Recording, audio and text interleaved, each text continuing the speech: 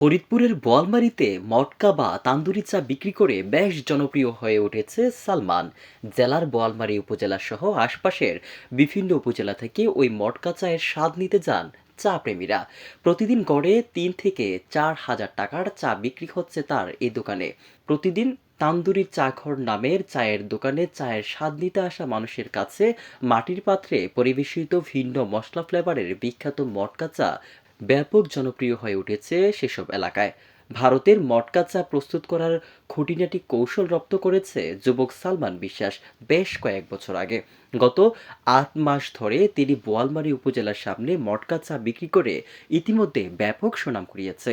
ফরিদপুর থেকে ছুটে আসা কলেজ ছাত্র অর্ক বলেন, অনেকের কাছে এই চায়ের গল্প শুনেছে, তারপর মোটরসাইকেল যুগে প্রায় 36 কিলোমিটার পথ পাড়ি দিয়ে এই চা খেতে এসেছে। এই চায়ের স্বাদটা আসলেই অসাধারণ। আমার বাড়ি মূলত মধুখালীতে। বিভিন্ন কাজের সূত্রে বোয়ালমারীতে আসা হয়।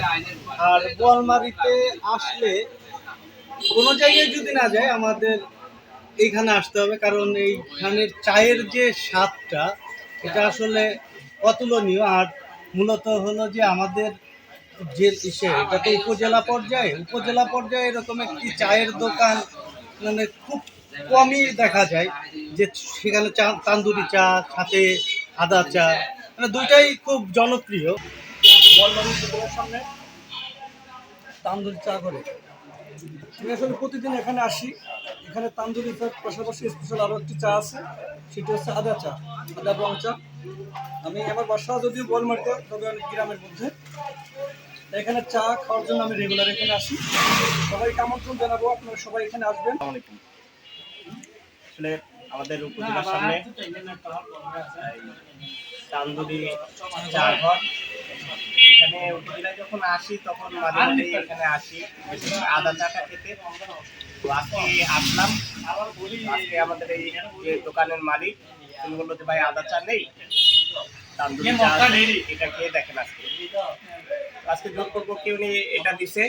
সালমান বিশ্বাস জানান, ফরিদপুরের বোয়ালমারী, আলফাডাঙ্গা, মধুখালী, সালতা, মাগুরার মোহাম্মদপুর সহ আশপাশের এলাকায় চায়ের দোকান থাকলেও মটকা চায়ের দোকান নেই। তাই উপজেলা গেটের সামনে 8 মাস ধরে পরীক্ষা নিরীক্ষা করে চাহিদা সম্পন্ন মটকা চায়ের একটি নির্দিষ্ট স্বাদ তৈরি করেছে সে।